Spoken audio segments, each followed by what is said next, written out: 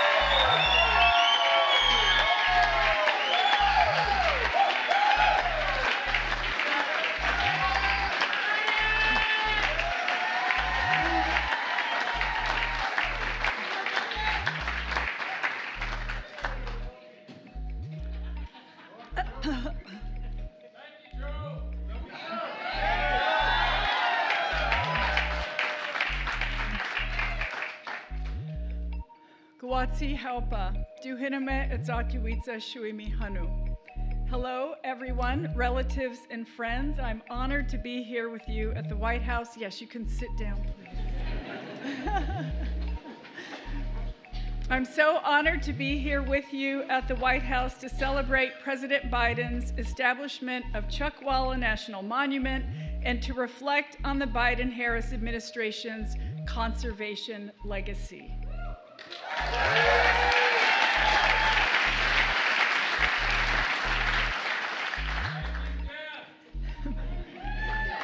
You're very welcome. Hiking Painted Canyon with Chairman Tortes in the Coachella Valley last year was a highlight of my time as secretary, and I am so proud that I was able to keep up with him. Chuckwalla is an incredible place and one in which we are all so lucky to experience as our ancestors did. There is no better way to appreciate the land than to walk it, hearing, seeing, and smelling the earth. Today is special because it represents another example, a capstone really, of the Biden-Harris administration's unwavering commitment to protect the places we all love while uplifting and empowering those who have stewarded them across time. As everyone here knows, Chuckwalla is a living landscape that vibrates with beauty in painted canyons. It's a place where desert valleys and woodlands provide a home for many species of plants and animals. It's a place that families and adventurers from around the world seek out for unmatched recreational opportunities. And it's a place that has been stewarded over millennia by our indigenous ancestors, as evidenced by the songs the tribes still sing today of the trails that weave across the region. When President Biden and I first stepped into these roles, we understood fundamentally that tribes must be at the forefront of our efforts to conserve the lands and waters we all depend on. Today, I'm grateful for President Biden's leadership. I'm grateful he has listened to tribes and local communities across the country and has committed our administration to conserving the places that are core to our identities and to our shared experiences. Above all, I'm grateful for the outstanding partners we share this day with. Today, the Chuckwalla National Monument is protected for all of us.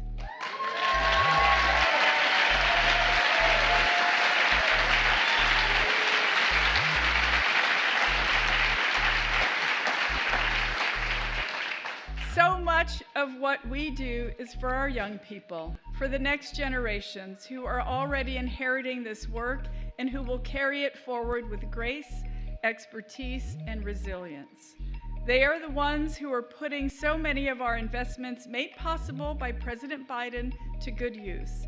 And it has been my honor to work alongside them in our shared mission for a better future. Our next speaker is one of those young people. Everyone, please welcome from California, Ryan Reyes.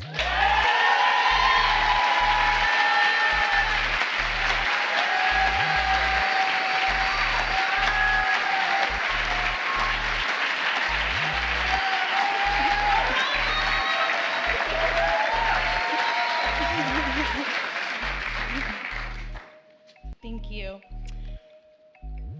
Thank you, Secretary Holland, for your inspiring words and for that beautiful picture you painted. Hello, my name is Ryan Reyes. I was born and raised in the Coachella Valley with my parents and 3 younger brothers, just about 30 minutes from Chuckwalla. As a child, I didn't appreciate the natural treasures found in my backyard. It wasn't until after I left California to go to college in a big city that I realized I needed to be around the mountains, the sun, and the beauty of the desert.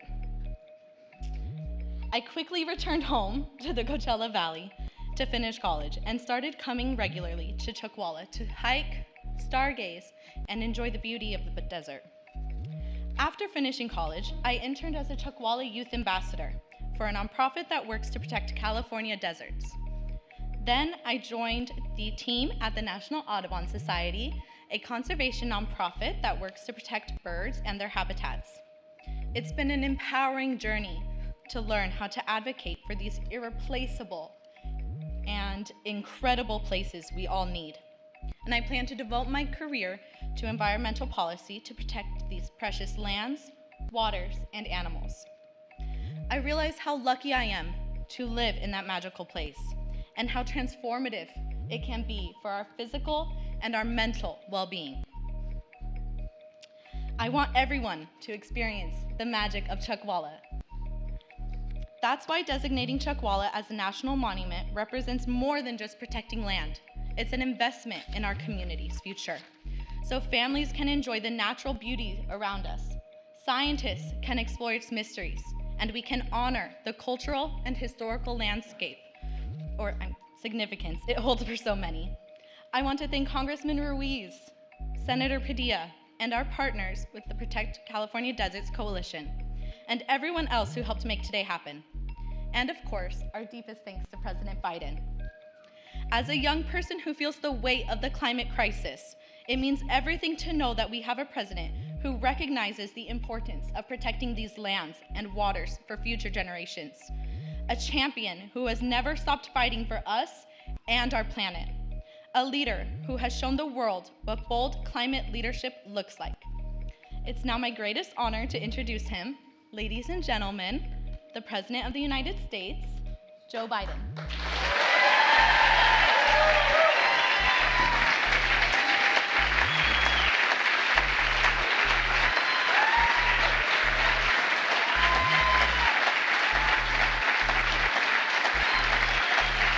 Thank you, Ryan.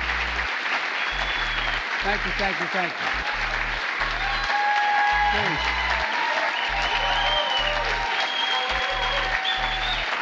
I'm going home now. Thank you, thank you, thank you. Please sit down. Ryan, thank you for the introduction. Your commitment to conservation gives me so much optimism for the future. I mean that sincerely. Before I go much further, I want to explain to you why we have these screens up here. I was hoping we were going to do this in place, so the American people that's being covered by the media would see what we're talking about, feel it, sort of taste it.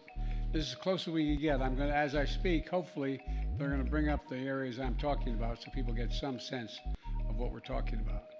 But I want to make a special thanks to Secretary Deb Haaland, whose incredible leadership these past 4 years has scared the hell out of me.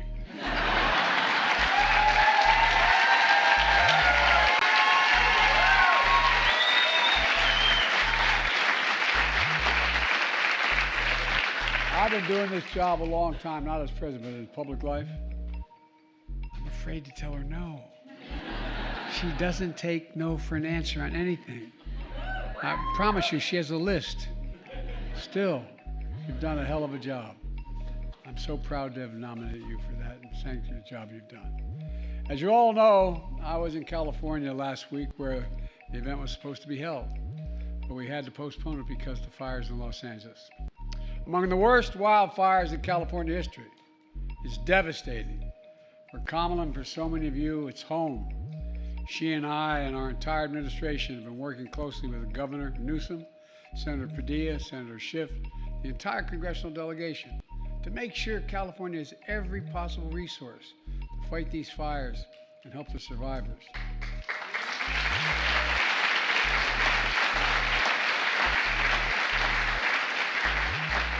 fight back against the misinformation that's going out. You know, that includes our heroic firefighters and first responders. The heart of the nation are with the victims and families left behind, and all the people who've lost their homes, livelihoods, and so much to these fires. It's been devastating. It's incredible. It's incredible. Thousands of homes lost. Folks, yet another reminder, tragedies like this is not about blue states and red states, not about conservatives and liberals. It's about the United States of America. The United States of America. And now to turn to today's event, in addition to Secretary Holland, we have elected officials in the community and from the tribal community, the Indian nations. I learned that a long time ago from Danny Inouye. Just want you to know that, okay? I once said those Indian reservations, no, Joe, come here. Anyway, I was only 30 years old, but I learned it really quickly. Look, members of the California delegation, Senator Padilla, Representative Ruiz, champion legislation to establish these national monuments. Key members of my administration, Brenda, Chair of the Council of Economic Equality, and the staff from the Bureau of Land Management, the Fire Service, the Forest Service. Like many families, Jill and I made it a tradition to take our children and grandchildren to national parks and monuments every year.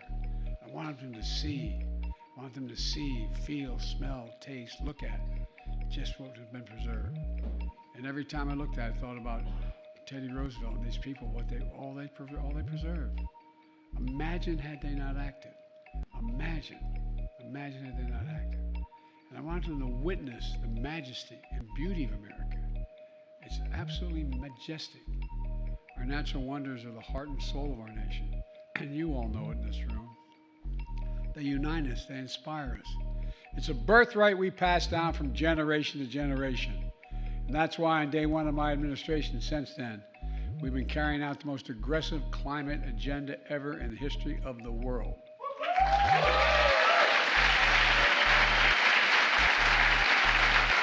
I mean it. And make no mistake, I was able to do it because of you. I know I mean it, but I'm not kidding you. Because of you, including the historic steps to conserve our natural resources for the ages.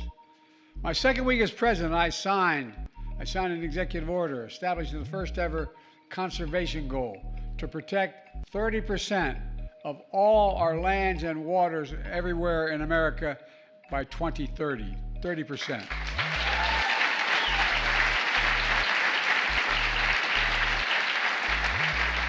I call this national campaign America the Beautiful.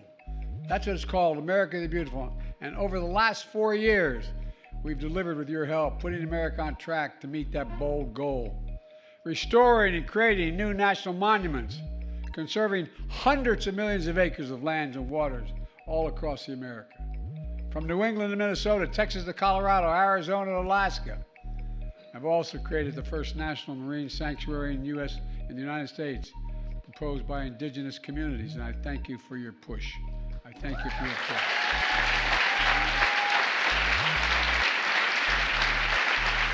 It stretches 116 miles along the California coast, 116 miles.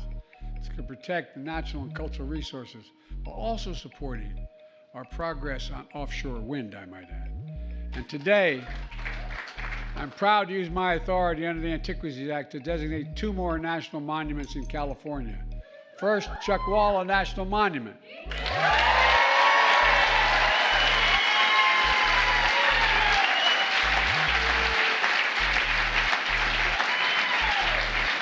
In the Southern California desert, this monument will protect more than 624,000 acres of wildlife habitat and sacred ancestral lands. Ladies and gentlemen, together, prior designations, we're going to create a contiguous corridor along the Colorado River of nearly 18 million acres of protected land, the largest in the lower 48 states. And the area...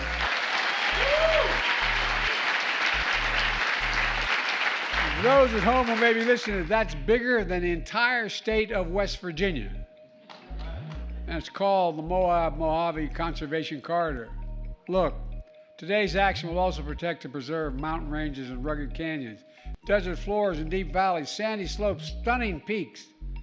Tucked away in the desert landscape are beautiful springs and over 50 rare plants and animals.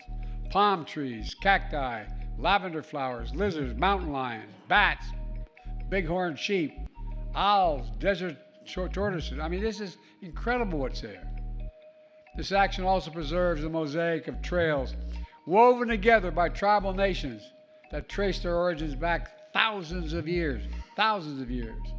And left behind in these trails are ancient ceramics, tools, rock art, sacred ceremonial sites that will also be preserved. We're also preserving ruins of old mines from the 1800s. Their construction drove out indigenous people from their homes, a reminder of the harm that was done. There are remnants of the U.S. Army camp, trained units of desert combat shortly after we entered World War II. For generations, this place of wonder has attracted outdoor enthusiasts from hikers, horseback riders exploring these vast lands, as well as scientists and geologists who are studying how the earth evolved. Many veterans also returned here to heal their wounds, mental and physical, and invisible wounds as well, seeking solace and serenity in ways that only nature can provide. And you all know that. Only nature can provide some of this, nothing else. And next door to this monument, solar energy is being built, which proves what I've often said. We don't have to choose between the environment and the economy, or between conservation and clean energy. We can do both at the same time.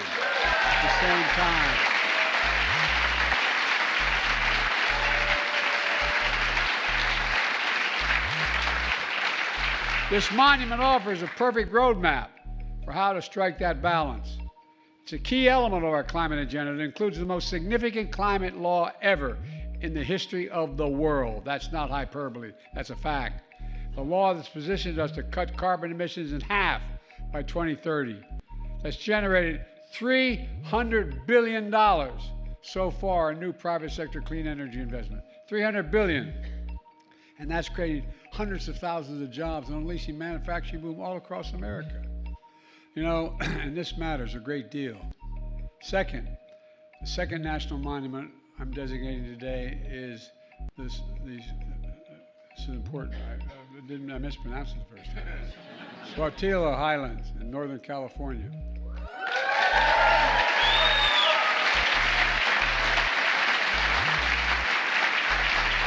$240,000 acres of mountains that contain pristine waters and forests, and stunning rock formations, lava fields, craters, and volcanic activity centuries ago. At the center of these highlands, a dormant volcano cradles a beautiful lake inside the summit. The highlands are home for countless plants, animals, including fox, frogs, bald eagles, bumblebees. The night skies there are darkest in America, and distant galaxies and stars are extra visible. It's incredible. In the 1960s, these lava formations were used by NASA to train astronauts on Apollo missions how to observe and take samples from the moon. And ever since, this landscape support California's outdoor recreation economy, from biking, hunting, fishing, canoeing, and so much more. This area is also sacred to many tribal nations, who were violently forced to leave their homes. You know, they held ancient ceremonies here. They found sources of reverence and healing here. And they're preserving lands fundamental to who they are and their way of life. Folks, it's important. Today's monument announcements build on another conservation action I took. Last week, I signed 2 directives to protect the entire East Coast, West Coast, and Florida coast and Eastern Gulf, and parts of the Alaskan coast from offshore drilling for natural gas.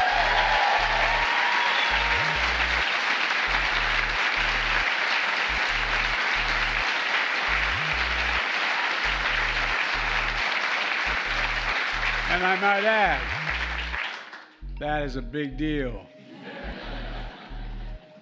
My state's only 3 feet above sea level. Oh, you're laughing, but it's important. Nearly 40% of Americans live in coastal communities. And it's not only good for the environment, it's good for our economy. It'll protect coastal fishing industry that generates $320 billion of income a year. Beach tourism that generates nearly $220 billion annually, and 3 million American jobs. It also saves us billions in potential damages by avoiding oil spills like the Deepwater Horizon. You know, in the spirit of conserving not just the waters and lands, but our history, I did something else. I became the first American president to formally recognize a group of mostly Native Hawaiians. They lived for years in uninhabited Pacific Islands in the run-up to World War II to claim them for the United States. And as a nation, we honor their service sacrifice as patriots of our country and stewards of the land. We owe them. Let me close with this. As president, I've had the privilege of bestowing our nation's highest honors on the world's preeminent environmental leaders. 2 weeks ago, I bestowed the Presidential Medal of Freedom on Jane Goodell. Well, guess what? She has memorialized a global movement to protect the planet. She's done an incredible job. In October, I bestowed the National Medal of the Arts on Clyde Butcher, who grew up in California and became America's most acclaimed landscape photographer today. Clyde once said, quote, wilderness is a spiritual necessity. I'd add that our wilderness is a national necessity. Over the past 4 years, I'm proud to have kept my commitment to protect more land and water than any president in American history. More than 670 million acres, bigger than the size of Texas and Alaska combined.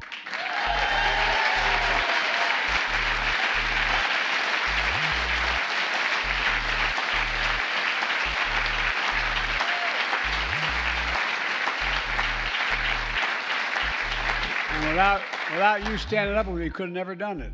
It's about our planet, our people. It's about America itself. Our outdoor treasures are the pride of our country, the bond between the physical and spiritual world, a bridge to our past and to our future. Conserving them not only protects the livelihoods of people who depend on them, it preserves a key piece of our history and the full American story. It unites us through the ages. It connects us to something bigger than ourselves. And above all, it reminds us of who we are. I just had another baby grandchild born. Guess what? Actually, to be precise, I hate to say it, a great-grandson. And guess what? Think what this means for your children, or grandchildren, or great-grandchildren. I mean it sincerely.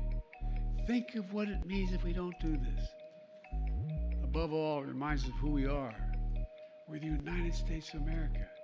And there's nothing beyond our capacity when we do it together. I want to thank you all again, because it's not hyperbole. I could have never done any of this without the support of the people in this room. You stepped up. You made the case. People listened to you. Ordinary people listened to you about how important this is.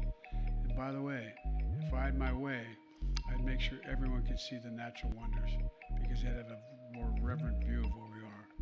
So folks, God bless you all, and may God protect our troops. Thank you.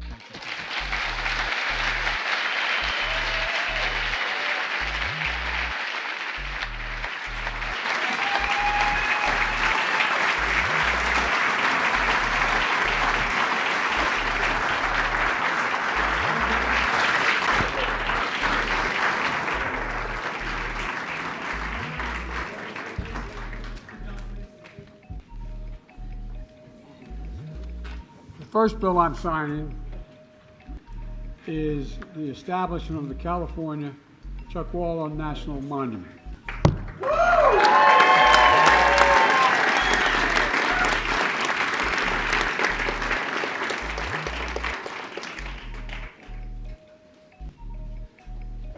Today's the 14th, right? Yes.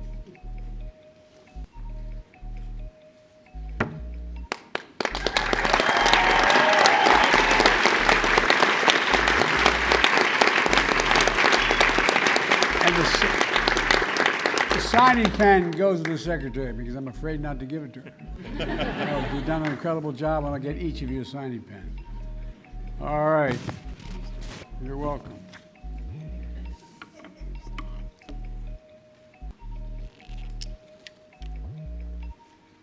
Second I'm signing is the establishment of the Highlands National Monument. Here we go. Got to fill this in. I know, Santino, I'm trying, the day of, in this hand, you'll fill in the dates here, guys? All right. No, I know that, but I don't want to. Thank you, thank you, thank you, thank you.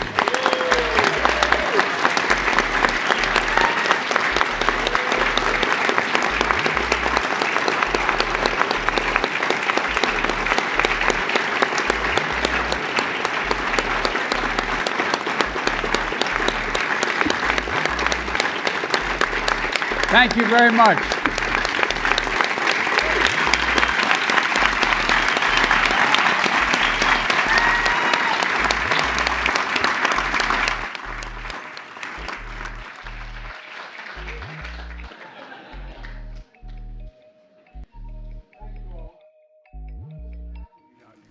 I really, really genuinely mean it. This was a national movement you generated. So thank you. Thank you, Mr. President. Distinguished guests, please